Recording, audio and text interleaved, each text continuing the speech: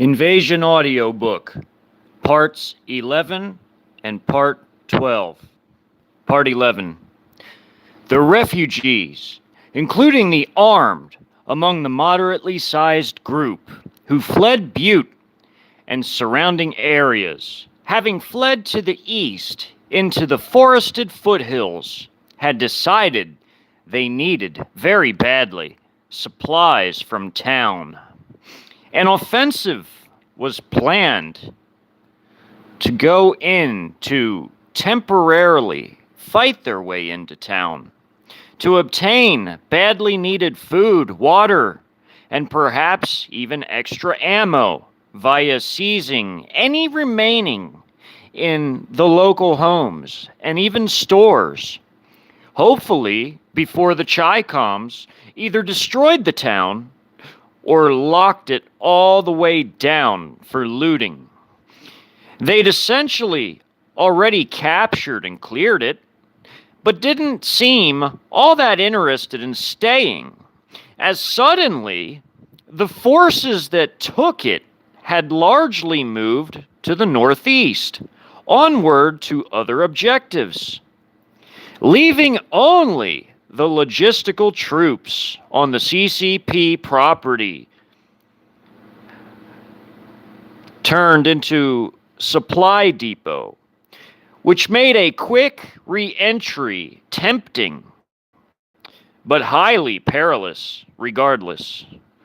Although for a short moment, only some 140 supply troops belonging to a supply company of the 7th Group Army's Headquarters Battalion, which was largely now operating mostly further east with the rest of the whole 7th Group Army, as this single company operated on the outermost limits of the 7th Group Army's AO. The whole 75th Militia Corps of the paramilitary National Militia had moved on from earlier assisting in securing the town.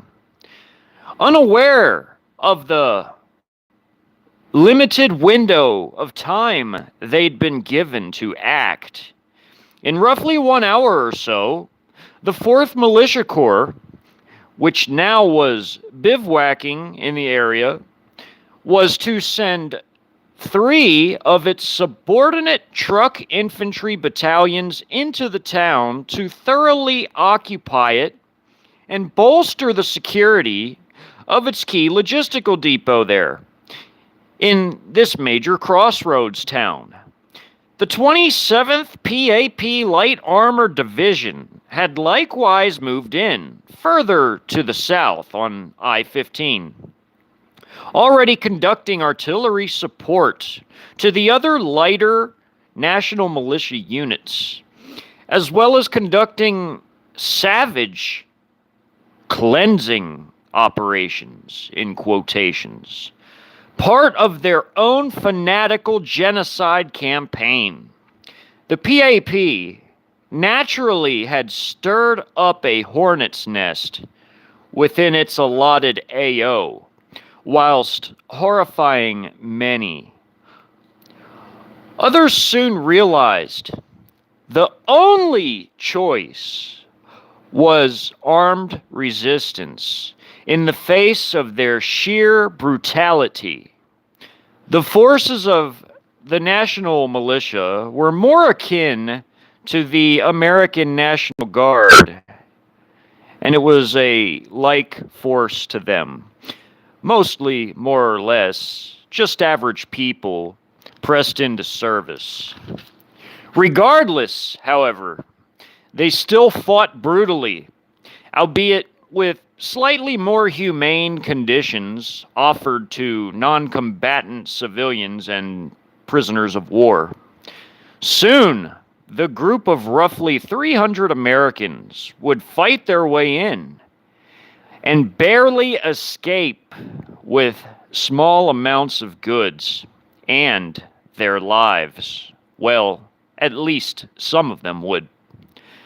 Joseph had left his wife Sally with the other women and youngsters and wounded and old. He took the 30-06 and his Glock 22, which was his 40 caliber pistol, fully understanding he'd be using them.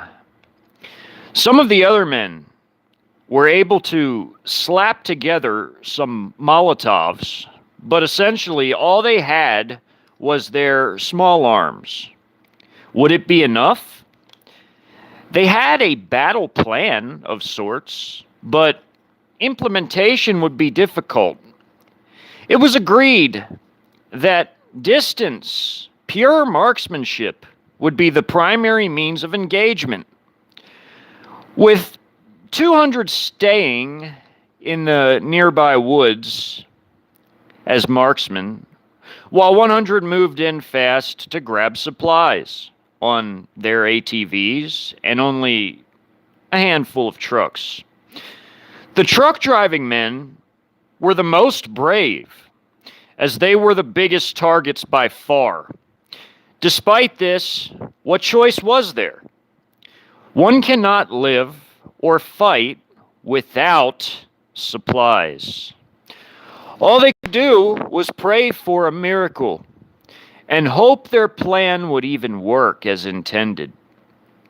The forward scouts had binoculars and dirt bikes used early on by some who originally fled upon them. The scouts camouflaged them with pine branches, a safe distance back from their OPs, or observation posts. Soon, the buzzing sound was heard, coming back towards the large group of camouflaged men headed west towards Butte. It's looking mostly quiet, not much in the way of Chi-Com activity. They're still on their ranch, moving around in trucks and backhoes and jeeps. One of the scouts said to one of the men, who started telling others, who then told yet others until everyone knew, "It's now or never. Grab all you can. You all know the plan and what to do. Do not deviate from it. Our lives depend on success here. Otherwise, we may not get through the winter," said one of the men, seeming to take charge for a moment, even though there wasn't yet any formal leader of the ad hoc group as of yet. Things happened far too fast for there to have been any semblance of a command structure of such civilian groups. Joseph looked through his optics, sitting at the edge of the wood line, along with others. "Give me a lift closer in. Drop me off by that tree line there, on your way into town. I need to get closer to see better," Joseph said to another man on a four-wheeler as he flagged down the man who slowly was about to pass by. "Sure, hop on," said the man, as Joseph nodded before grabbing one of the meshed rails on the back, lifting himself on. Another man said, "Me too," as he also got on. Both men awkwardly held on as the four-wheeler headed out downhill through the edge of the woods, then through a tall grass field before Joseph tapped the driver, then jumped off as the driver slowed down to allow him to get off. Joseph checked his rifle and optics and pistol, ensuring all was green status and ready. He crouched down and raised up his rifle, making sure not to flag any of the other fellow American men whilst watching for Chi-Coms, potentially moving down any of the usable or visible parts of town as he gazed upon it a bit further downhill. Some time went by as he watched one of the few trucks drive through the grass and onto one of the roads on the edge of town. Then, no more than 25 minutes later, there was shooting in town, but also shooting from the wooded hills to the east of town. Trouble was starting, and Joseph was on high alert. Finally, he seen it, A truck full of Chi-Coms was moving down one of the streets, maybe some 700 odd meters away, headed toward a part of the town where the raiding group had entered. He started to get a lead on the truck, aiming for the driver. The gunner stood on the console area, which was a gunner stand for the large EQ 2050 truck, with the gunner on a 7.62 by 54 millimeter general purpose machine gun, shooting south toward the raiding party men. Joseph squinted his eyes and slowly exhaled as he squeezed the trigger, sending a large 30-06 match-grade 180-ground round flying into the head of the driver, smacking into him, causing an explosion of gore all over the windows of the soft-skinned truck, originally intended as a simple supply truck for rear areas only. The truck lost control, veering off the road and rolling due to the tires turning far too sharp to the left. The gunner was crushed to death in the roll, and as were some of the dismount infantry riding in the back. The rest were severely injured, and one trying to crawl out was picked off by another sharpshooting American. This was only a tiny setback, though, for the Chi-Coms. Even though most of the Americans who were war naive, it seemed like a huge deal, a victory to hoot and holler about. But Joseph knew better. As a former Marine, though not a combat veteran, he continued to scan for enemies. 4 ATVs and 1 truck flew out of town quick, carrying big loads. "Good, they must have got something!" Joseph yelled to the others. By this point, however, 45 minutes in, they'd been found by a recon plane in the field, and high-flying recon drones as well, and airstrikes were called in, along with the 3 battalions of truck infantry now arriving, who belonged to the 4th Militia Corps, who had moved into the area a bit earlier. They'd be arriving in a matter of minutes as reinforcements for the embattled PLA Supply Company troops, unbeknownst to the Americans, inside and arrayed around the outside of town. Also, the PAP was about to do a fire mission from its artillery to add to the fire support coming down as well. In the extremely short duration of the entire affair up to that point, the Chi-Coms had been thoroughly pissed off by this raid, this hit-and-run style attack, which admittedly they didn't expect in this quiet sector, having had thought it was pacified, in quotations, hours into the invasion, from their vicious assault on the town hours before. The Americans, though quasi-successful to a tiny extent, now were about to feel the proverbial baseball bat to the skull that was the combined arms might that was the Chinese armed forces.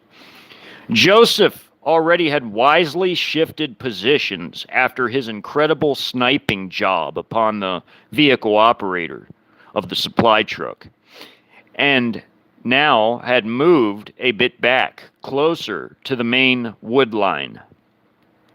Now some 1 kilometer from town, but still some 300 meters from the wood line. Wise choice indeed. He could still get shots in from where he now sat, up in the hills, as the Chi-Coms started entering town from the southwest and would be chasing the raiding party out very soon, making him a sort of rear guard covering force, along with many others taking position alongside him. Although some foolishly stayed in closer towards the town, in a few minutes, extremely low-flying jets were heard, screaming.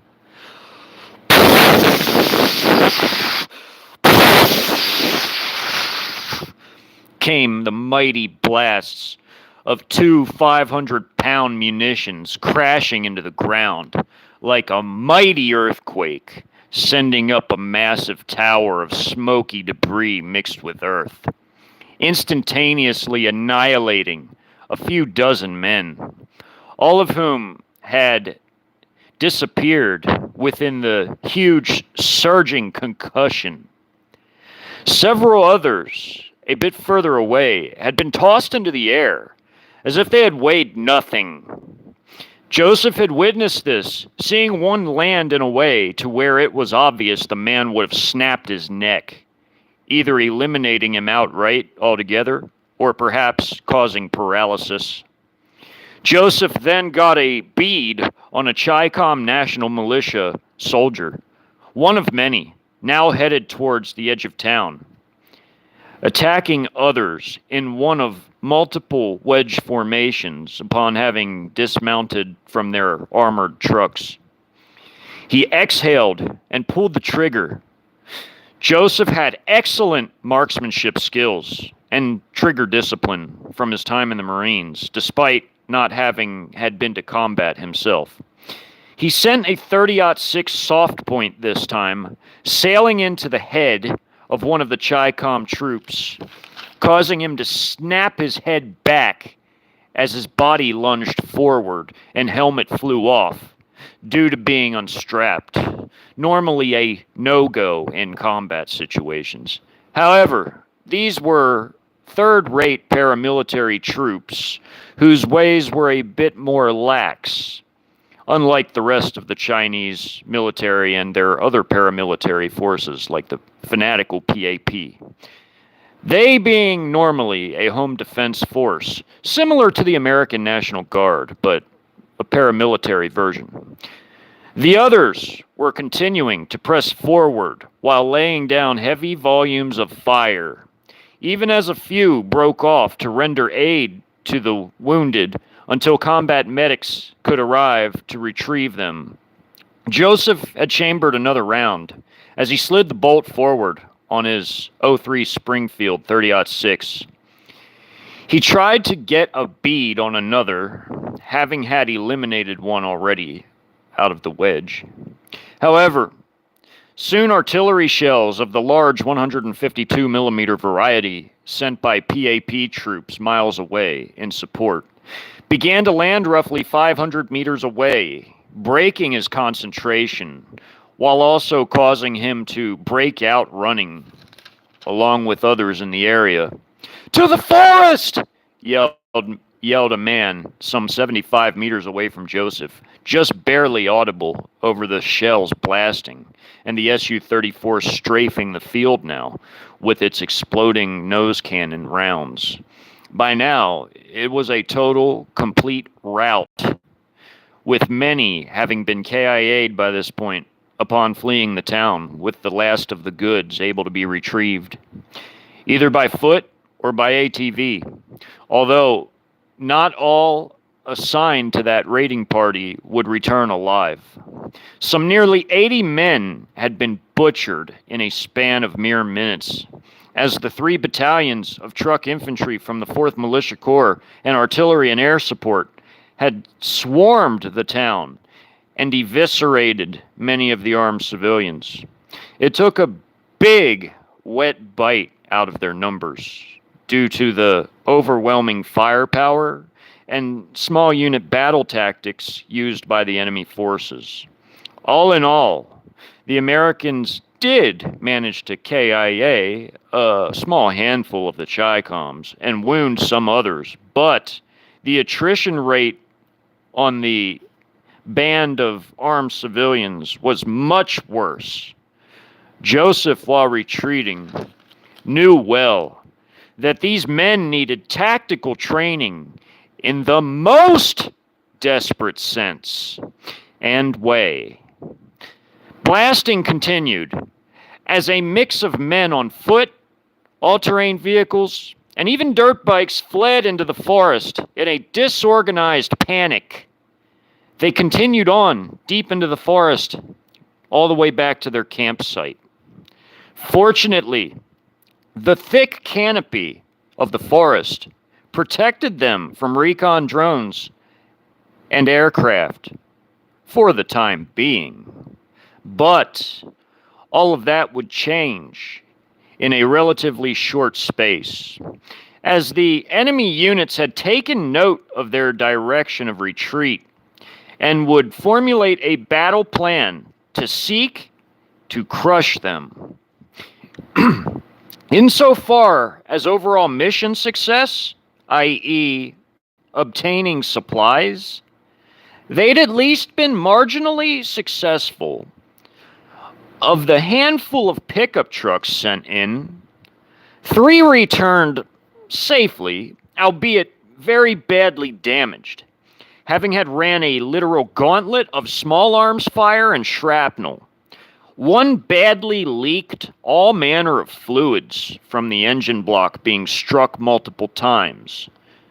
Glass was cracked or ripped all the way out, and parts of the vehicles themselves had twisted frames from sharp concussive blast waves, having been on the outer edges of some of the explosions. The ATVs fared a bit better, being smaller and more nimble, and thus able to run at faster speeds in rough terrain. Joseph explained all that went down to his wife Sally, before then conversing with the other men to explain the dire need for tactical training and more operational cohesion, and especially coordination, and of course, better ways of communicating, despite there being extreme limitations on such abilities at that very moment. At least for the time being, logistics had been secured. Some roughly 250 fighting men remained alive and in decent shape, discounting those KIA'd and the WIA'd or wounded in action earlier. Under the current circumstances, it was no small miracle that many of the wounded could be evacuated and even treated by those in the campsite with any medical expertise.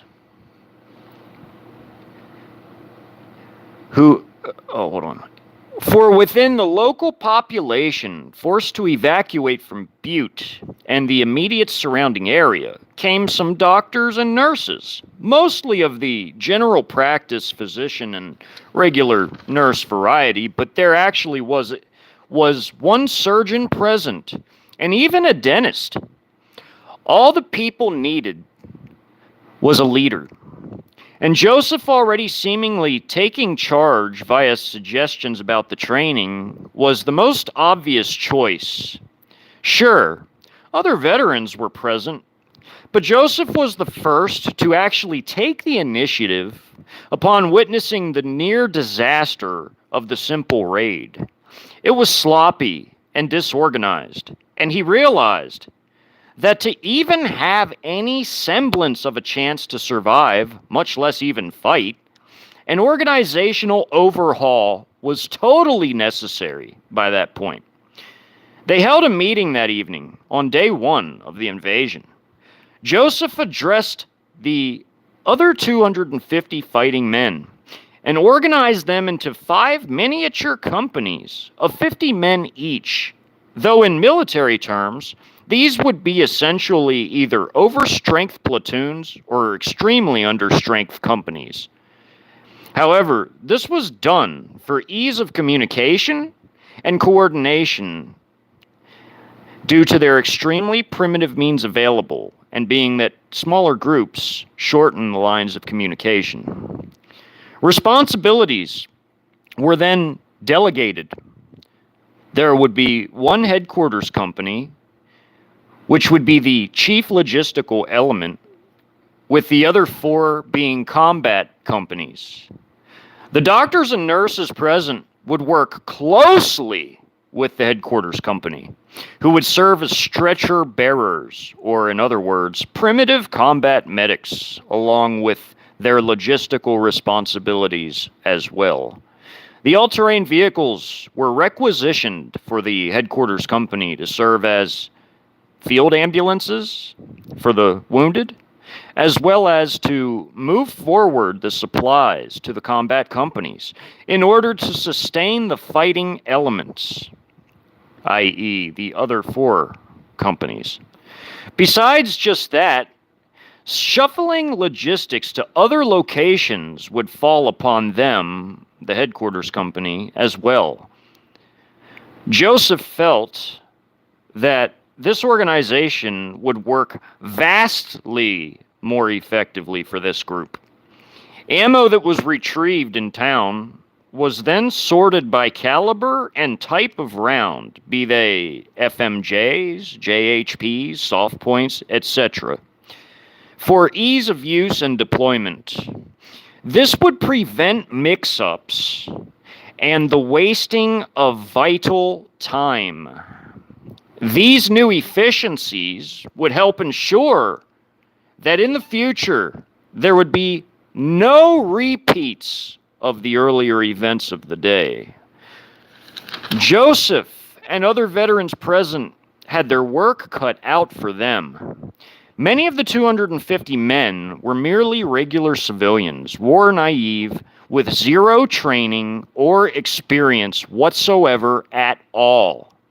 They were wiped out in large numbers earlier and required life-saving combat training, i.e. basic, small unit tactical training. The handful of veterans were obviously delegated command positions within their small companies and got to work drilling and instructing their men. Wedge formations, column, double column, staggered formation, and diamond formations were all taught, being the easiest to pick up on. Even the rolling T as well, once all the basics were learned. Hours of training had elapsed, and the men began to get a bit of a grasp on it, however so slightly it was. It would have to do for now. Joseph, exhausted, designated a guard roster for scouts out past the campsite on all sides, shifts until the morning. Miles away, Bill Glass had witnessed the savage combat which had occurred in Derby, right below his mountain home. He had seen the awesome power of air and artillery supporting the ground troops, who had surrounded and captured the town in the most savage of combat, eliminating or capturing all who had resisted, save maybe those who had left to avoid encirclement. The small Montana towns along Route 93 had all been taken by evening. The present company Bill kept were all suited up and ready to fight should they have to. The atmosphere was extremely tense. Bill sat on his porch now, strategizing with those who were with him. One man, by the name of Brian, had been with Bill earlier while scouting out Derby. They're gonna hit us hard once they come up here. I mean, what should we do? They have air and artillery support?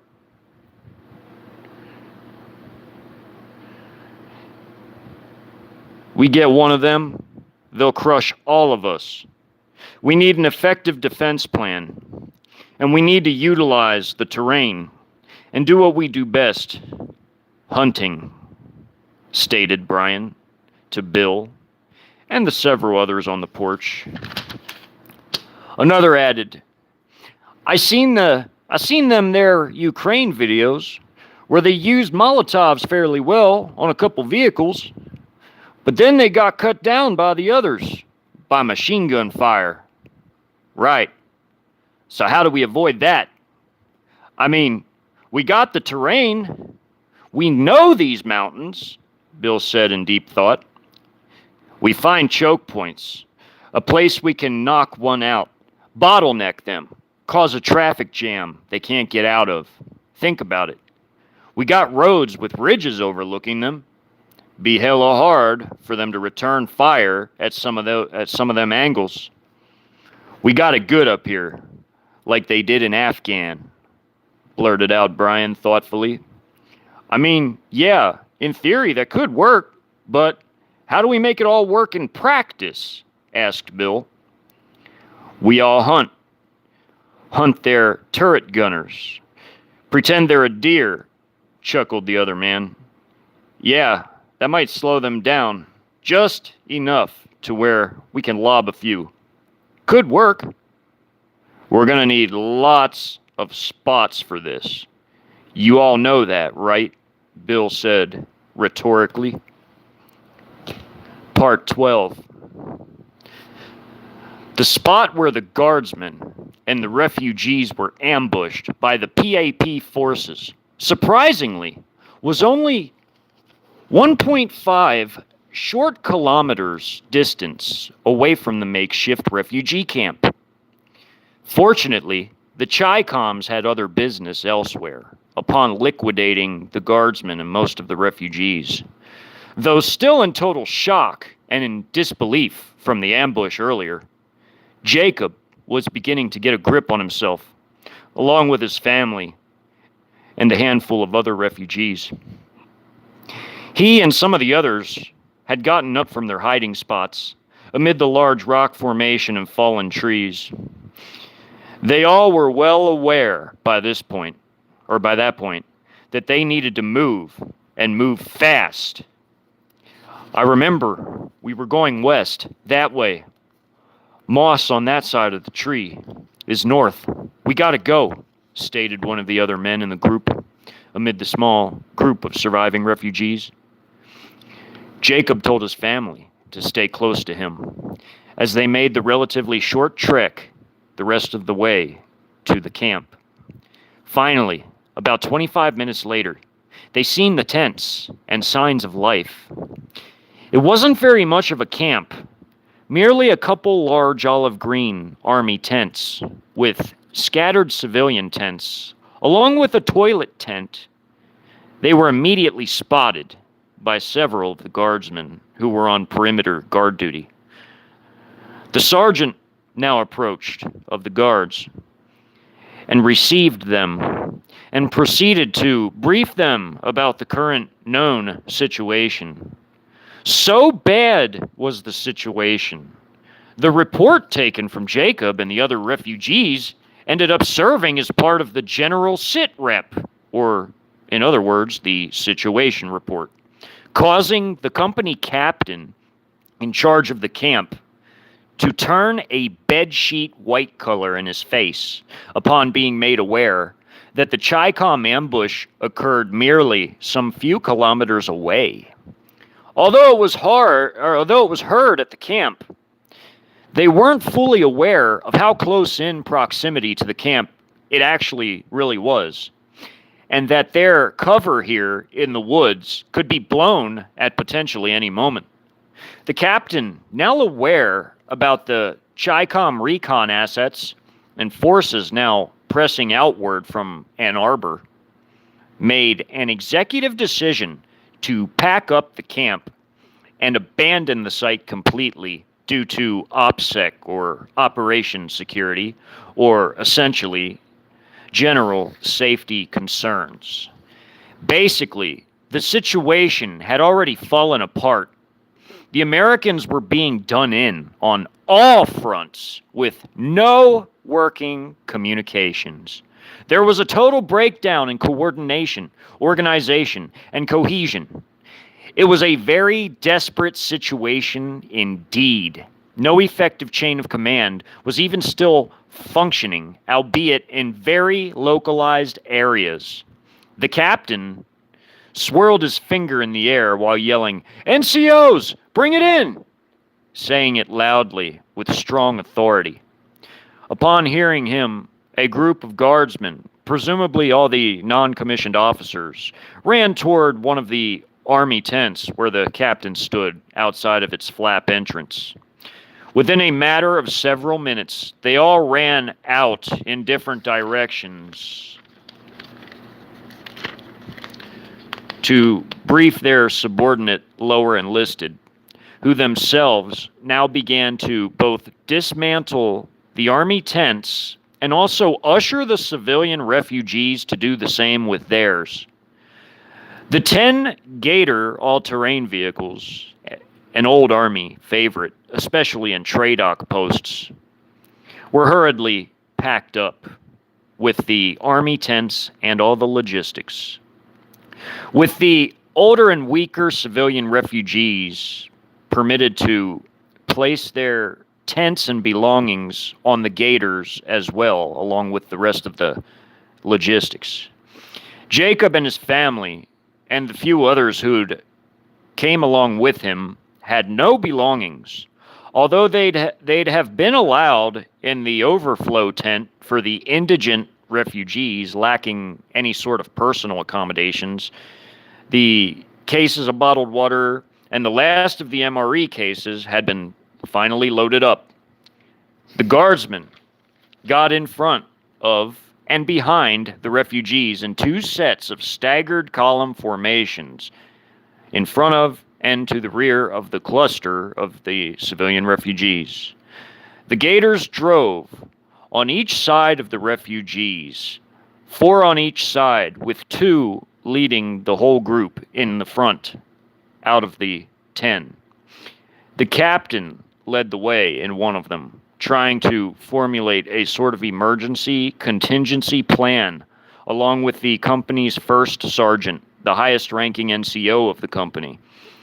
As the group trudged along through the forest, thunderous booms could continually be heard in all directions. The tandem perils of both artillery and precision airstrikes happening everywhere. For nearly 2 hours, they slowly made their way, headed through fairly thick forest, it becoming ever more difficult to pass through effectively. Several soldiers even had to use machetes to hack through some of the vegetation, as vine-like foliage began to impede some of the progress of the group. Finally, after another hour had passed, the captain and first sergeant ordered a halt, and everyone unpack all the tents and gear again.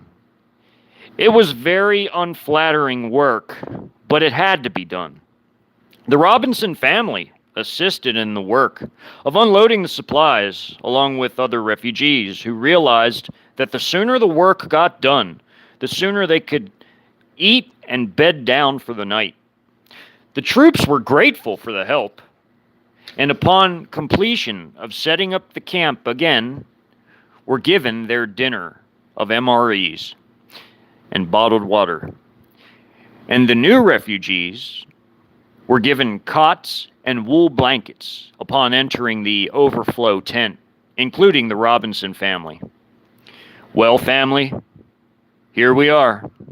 I hope this isn't permanent, Jacob said to his wife June, upon finally having enough respite to lay down on a cot. He dozed off quick as his body shut down, having been brought near breaking point from sensory overload as well as physical weakness from the previous day.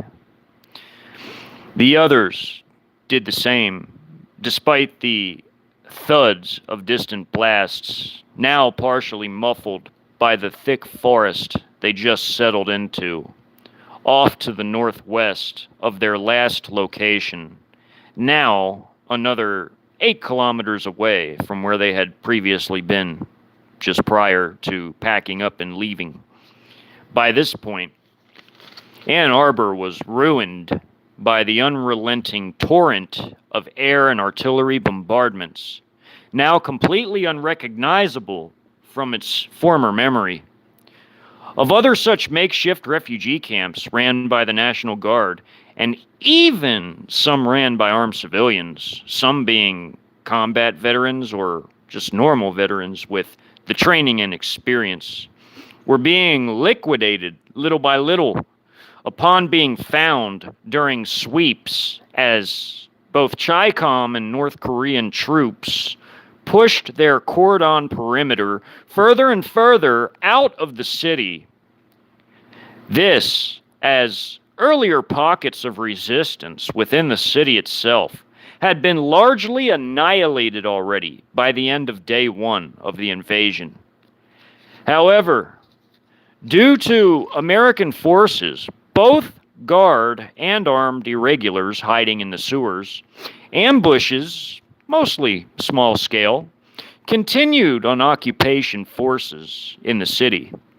Soon, however, the PAP and KPA forces inside the city would very soon be sending forces into the underground of Ann Arbor to clear the entire tunnel network of any and all resistance, thereby being able to move on to phase 2 of the overall invasion plans, pushing out of the city in force until the outer boundaries of their AO were reached, thereby linking up with other Trojan units in neighboring AOs doing the same exact things.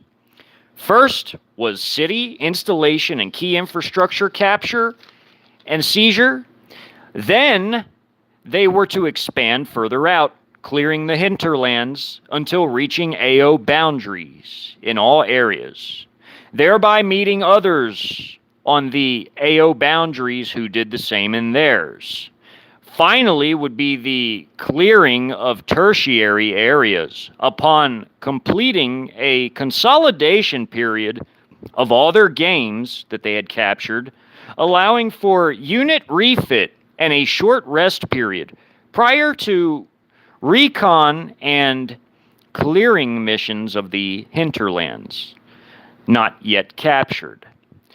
For the time being, Jacob and the rest of the Robinson family caught up on terribly precious sleep, having been granted a slim miracle from God, wherein they survived combat, savage combat, including an ambush that had very nearly ended them.